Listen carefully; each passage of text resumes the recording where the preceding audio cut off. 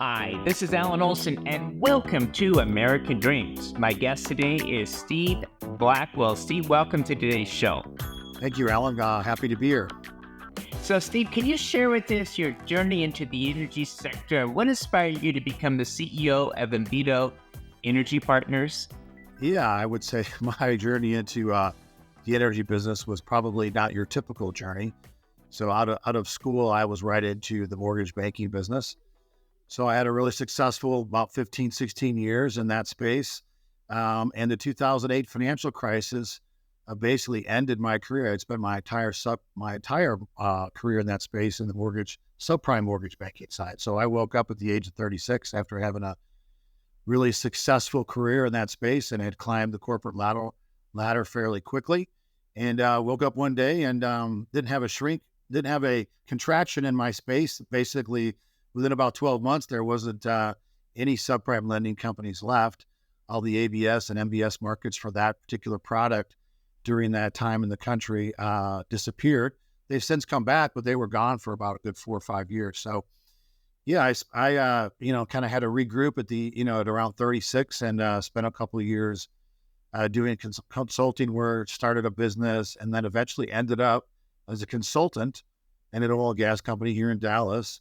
And within a year, I was the president of the company, and then we had a great run in that particular company over the next 7 years. And that's how I ended up in oil and gas.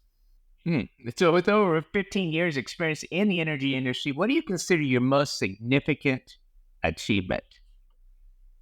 Yeah, I mean, when I was the president of PetroMax Operating, when I joined that organization, it was a smaller company in the sense that we had, roughly maybe 25, 30 employees. They were sitting on a really good asset down in Madison County, which was there before I arrived, but essentially came into that company and was able to reposition the business, build up a staff of technical team around it, and financially get the company ready to basically expand on that asset in the Woodbine, is what it was called. And then over the next 3 years, we had, 3 operated projects, 2 non-operated projects. The 3 operated projects, we basically leased up almost 60,000 net mineral acres, drilled about 40 horizontal Woodbine wells, 1 Eagle Ford well, and exited out of those for just over $800 million. So it was a great run, had a great time, had a lot of success. Very proud of what we accomplished at PetroMax. So I would say my time at PetroMax was definitely one of the highlights of my career. Invito Energy Partners. It was founded with a clear mission and set of values. Can you elaborate on the core principles that guide your company today? Yeah, so myself and my partner, Jared Christensen, we are the 2 co-founders of the company. And I met Jared, a decade ago when I was the president of PetroMax, and I had brought him on to PetroMax to run all of operations for us. He's got a deep background. He's an engineer. He's been in oil and gas right out of college, worked for a couple publicly traded big E&P companies, Unit Petroleum and Canna, drilled wells in pretty much every basin across the lower 48. So that's where I met him at PetroMax. And when I went over to U.S. Energy, I brought him with me over there. And basically the 2 of us that were kind of getting to that point in our careers, we were looking to, rather than working for someone else, maybe doing something on our own, looking at the landscape of the energy space and really looking where is the kind of what we call the blue sky opportunity, or basically the opportunity to do something different. And really from our own experiences, what we saw was that the capital raising or bringing investment opportunities to the retail space or the retail clients, we both felt that there was an opportunity to do something a little bit different in that space. And that's really to bring a product that's more of an institutional-like product to retail clients. And that's not rocket science, Alan. That's really just a compression of fees. Most of the deals that we had ever reviewed, the private placement offerings we had seen, we felt had too much of a fee load on the front side of the deal between the fees up front and then the sharing of the revenue. Our backgrounds are modeling assets and underwriting oil and gas assets. And so we felt like there was an opportunity to do something different and bring a more of an institutional, like from a fee structure, to the retail community. Now, you mentioned the misalignment of incentives and excessive promotion as 2 of the main obstacles for investors. How does Invito Energy Partners address these challenges? Yeah, so that's really simple. So what part of when I was just saying this, right? when I would review private placements out there in the market, one of the things that I noticed is a lot of the way the oil and gas specifically. Now, this is a little bit specific to oil and gas, but private placements are a great alternative, a sleeve inside the alternative asset portfolio for folks as an option. But I just think that's a misalignment. If I'm investing in a deal and the sponsor is making a significant amount of fees up front that isn't tied to the success of the project, to me, that's a misalignment. If the sponsor makes money regardless of the success of the project, then I think that's what I call a misalignment of fees. So we address that by having, again, that compressed fees up front. So the way we participate in projects or make money on projects is the same way our investors do. All right. So reviewing then, what really sets Invito Energy Partners apart from other companies in the direct oil and gas investments is what is that? In other words, what is the value added by working with you versus a competition? Yeah, look, I mean, if you're an investor and part of your portfolio is alternative assets, and that's a big spectrum, but inside alternatives, there are many different sleeves, but private placements, energy would definitely be one of those. Direct energy could be one of those asset classes. So if that's you and you're looking at the space, the reasons why I would say that Invito is someone to consider is twofold, really. One, I believe 100% in what I just said about the fee structure. I do a lot of private placement investing on my own, and I'm never going to invest in a deal if I can't understand the fee structure, one. Two, if I think the sponsor is making money where I don't make money. So that's whether it's oil and gas, whether it's commercial real estate, I don't care what kind of a private placement you're looking at. I think that's something you should maybe not absolutely not make you invest, but you should be very cautious if that fee structure is set that way. So that's number one. And number two is, I think with our background in oil and gas, we are definitely oil and gas people. We have technical experience. I've run 2 upstream oil and gas companies. Jared has worked and drilled wells all over the lower 48, drilled hundreds of wells. Between the two of us, we have put north of billions of dollars into the ground in oil and gas. And so we have a lot of experience in managing larger projects. But what we realize is if we're going to invest retail capital and we want to protect the downside and protect capital, principal capital, we are focused on participating in what we call non-op tier 1 acreage underneath the larger operators. And there are ways to get into those wells on a small percentage. And that's what we focus on putting into our fund. So it's one of the reasons why our funds you're not going to see an Invito fund that's 100 million, 200 million, 300 million, because the ability to get into these tier 1 acreages are more difficult on a larger scale. And so we feel like we can manage risk, manage downside, and also provide the upside opportunity, pass along the tremendous tax benefits to come along with direct energy, and also structure the deal correctly. There's a lot of really unique tax benefits for direct oil and gas investors. Can you give us a brief overview of what makes it attractive for the investors coming in? Yeah, so the number one deduction is what's called the IDC deduction, which stands for intangible drilling cost. So essentially, the IRS is, and it's similar to depreciation. Essentially, it is depreciation. So bonus depreciation or accelerated depreciation, however you look at it. But the IRS says you can take 100% of the intangible drilling cost and deduct those in the year of investment and pass those through as a loss. So typically, intangible drilling costs are 75 to maybe 85% of the total cost of a well. So how that translates is if an investor puts in, just to make the numbers easy, puts in $100,000 into a partnership that's doing drilling into new wells. And it's also important to note that these tax benefits are specific to the drilling of new wells. So if you go out and buy producing assets, producing wells, producing minerals, or you're buying royalties, those tax benefits don't apply to that type of investment. It's only for the development of new wells.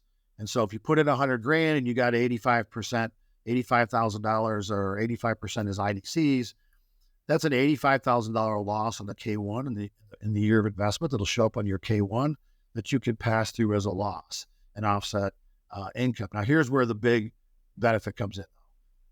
This is a passive investment, but the IRS allows you to offset ordinary income if the deal is structured from a LP to a GP. So you come in as a GP, you convert to a limited partner.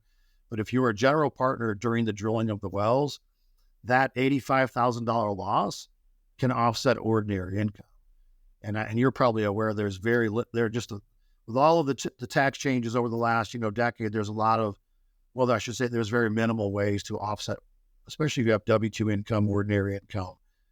If you're a business owner making a lot of income and you've written off whatever you can, or you got a high paying W-2 job, 1099 job, there's not a lot of strategies to directly offset that income, especially from an investment standpoint. So you can make an investment and get a big write-off and reduce your taxable income right in year one. And that's typically, depending on what state you live in, because it offsets state income taxes as well, in most cases, that's a 25 to sometimes 40% return just on the tax benefits alone. Well, the tax benefits seem very attractive, but as an investment, how do you assess and manage risk associated with the oil and gas? Yeah, again, so that's I alluded to that earlier. So there's been a ton of consolidation in the oil and gas space over the last 5 to 7 years. So in other words, what that means from a risk management standpoint. So it's very normal for a big oil and gas company that has a large CapEx budget to allocate 10 to 20% of their budget towards what I would call exploratory projects, meaning you're stepping out and trying to prove up new areas. And so the probability of outcome is much lower. You're taking a lot more geological risk. You're trying to prove up a project. If I want to protect the capital of, let's say, Alan, who invests with me, I'm going to try and avoid stepping out and doing what's called step out, or what we call geological risk projects. And so that's why we're focused on participating in the wells of the larger E&P companies in America, because all of that tier one acreage, and tier one just means it's been de-risked.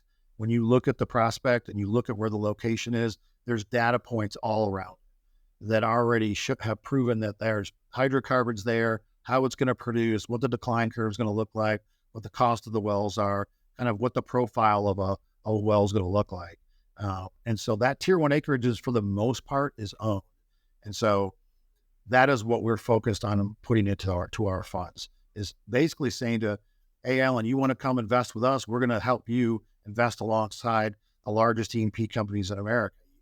Pioneer, Devon, EOG, Marathon, Exxon, the large private, Continental Resources, the large independent companies that are well capitalized, either private equity backed or publicly traded, and have drilled lots of wells in the area already.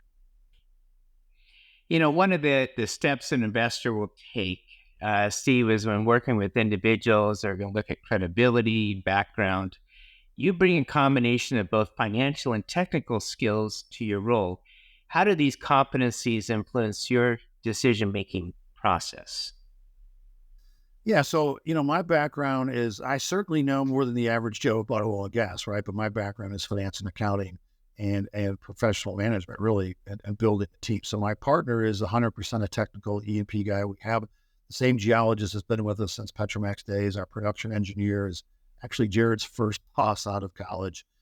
So we have, from a technical standpoint, the ability to underwrite and evaluate the prospects. We have a ton of that skill set. Now, where do you get that skill set is the biggest question when you're looking at sponsors, right? And so in evaluating a team, and that's the value of a person like my partner, Jared, because when you go work for the larger E&P companies, they have, $1 billion plus CapEx on an annual basis. You get to drill a lot of wells, and you also get to drill a lot of wells that maybe don't work. And that's how you learn, right? You learn what works in oil and gas because you have drilled a lot of different wells. You've seen a lot of different things. You've seen a lot of downhole problems. You've seen a lot of different rock geological characteristics across different basins, and you've seen what works and what doesn't work. And the larger companies allow you to do that because they have a big CapEx budget. So it influences our decisions big time because, again, I want to go back to what I said before. The way we make money, the way we are participating, and why we started Invito Energy Partners, at least from a standpoint, for many different reasons, but a standpoint of why everybody builds a business, does a job because they want to make money, right? The way we do that, this is a long-term play for us. We have to get into good projects. We are going to make money the same way our clients make money. for the most part, and we are going to even make more money when because we have a participation, what's called a back end. When the clients get to pay out, our participation increases. So aligning us with the clients is the number one way to manage that and to affect decision making, because if we make bad decisions for the clients or take too much risk, it's going to affect us as well. Steve, what advice would you give someone looking to invest in the energy sector for the first time? Yeah, look, direct energy investments are almost always on the private placement side, are almost always for accredited investors, right? So our deals are always 506c deals. You have to be accredited. So you can invest into oil. If you believe in the energy space or you believe in oil and gas, you can invest. You could buy, ETFs. You can buy publicly traded companies. But if you want to participate directly and get, the number one expense or liability on anybody's personal balance sheet is taxes, right? So that's the tremendous advantage of, if you have the ability, you are an accredited investor, to go direct, is the unbelievable tax benefits and keeping your money versus giving it, to the IRS. But it needs to be suitable, right?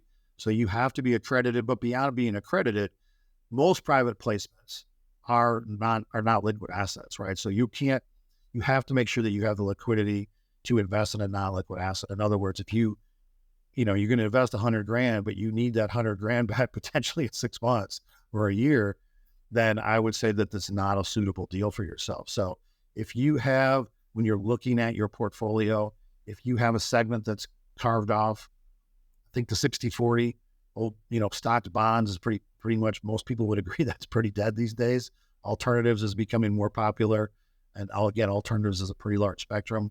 If you have a piece carved out of your portfolio for alternatives, if you have a lot of taxable income, either through your business or your job, I think direct energy investments are a great sleeve to look for allocating inside that portfolio. When you look in the crystal ball, where do you see the future of oil and gas investments heading in the next 5 to 10 years? Yeah, I mean, I think you're basically asking me commodity prices because it's connected to commodity. Obviously, this type of investment is directly correlated to the commodity price movement. So what I would say is that we are, at least at Invito and me personally, I think I'm definitely more bullish on oil prices in terms of sustained higher prices. And when I say higher prices, to me, anything north of $60 a barrel is great for investing. I think we're sitting at $84 today, which is fantastic, obviously. The demand for oil, regardless of what you may hear in the media, isn't going away. Post-COVID, we're up, even to pre-COVID levels, we're up to over 102 million barrels a day annually, the demand across the globe. I don't see oil, any of the green or any of the renewable stuff is not going to affect demand anytime in the next 5 to 10 years, certainly. So I see demand continuing to rise, and I see a lot of policies across the world, especially the United States, are making supply, the ability to keep the supply up, limited, although the United States is now the largest producer of oil. But again, I would say from an oil standpoint, I'm very bullish. I think it's a fantastic time to be in oil, whether it's oil stocks or investing directly into oil. We will look at projects that have a mixture of natural gas, liquids, and oil. We don't particularly favor pure dry gas plays. The only challenge on the gas side is from a commodity price standpoint is the United States is flush. Man, we have so much reserves in this country. We could supply the world, literally, natural gas if we were allowed to. And the gas market also competes against the oil market in the sense that the Permian Basin is the largest basin in the United States right now. And that's what it produces. When it produces that oil, it also produces associated gas. So that the oil fields are also competing and producing supply that are competing against and hindering commodity prices for the gas field. So that's why, look, you've got natural gas under $2 in FCF right now, and it's been there for a while. That's a tough market to produce, but 2 years ago it was up over $7-8. Just a pretty volatile market, and when it goes low, sometimes it stays low for an extended period. So, a bit more bullish on the oil side, on our personal opinion. So, wealth managers looking to get into this market, curious about oil and gas investments, what initial steps should they take to explore opportunities with Invito? Yeah, so we partner with fee-based advisors. So we are not on what's called the broker-dealer platforms. So most of our partners are either CPAs who have high net worth clients that do tax planning, or RIAs, independent RIAs that are also engaged in alternative assets, have high net worth clients, have clients that are looking for tax strategies, and RIAs that are based in tax strategy. So, I mean, really, it's just reach out and connect us. We can go to the website, reach out to me directly. All of our fund is housed on a platform called Tribexa, where the clients can track their investments, the RAs can track their clients' investments. Everything's done online, digitally. And so that's the easiest way to get started. If you haven't don't know anything about oil and gas, you can go to our YouTube channel. I've got 4 or 5 short videos kind of on navigating oil and gas investments, but I'm always happy to jump on calls. I'm a big believer in education. But I would say if it's real simple. If you're an RIA and you're engaged in tax planning, you do alternative assets, and you have clients that are looking for tax strategies to lower taxable income, oil and gas is something you should at least be aware of how it works. Whether or not you include it as an offering or offer it to your clients is a different story, but you should at least be aware of how it works. And we're happy to do that. So individuals that also want to reach out and talk to you seeking second opinions on an investment deal, are you open to that too? I'm 100% open to that. So I probably reviewed a good 20 deals last year for other people. And the reason why I'm open to do that is because it gives me a chance to read other people. So I will happily, and the thing I will tell people is I'm not going to do a geological analysis of the offering they're given. Most of the time we're familiar with the area, so we can offer some opinion there. But the main thing I'll do for folks is I will make sure they understand the fee structure of the deal. I've read a lot of PPMs, and unfortunately some of them are very complicated, and you have to follow defined terms from beginning to end to try to figure out how the fee structure is. So that's why it helps if you know the industry. But what I would say is our deals, my fees are on like 2 paragraphs. It's not hard. That's the way it should be for everybody. You shouldn't have to follow PPMs from beginning to end to figure out what the fee structure is. But happy to do that. Thank you. Well, Steve, it's been a pleasure having you here on American Dreams. Awesome. I appreciate it, Alan. Thank you so much for the opportunity. Been visiting here with Steve Blackwell. Steve, why don't you once again give us the way that people can reach out to you? You like email, phone calls, just go to the website? What's your... Yeah, and our website's pretty simple, Invito, Invito, EP.com. You can reach us through there, and our information is on there, so it's simple enough to...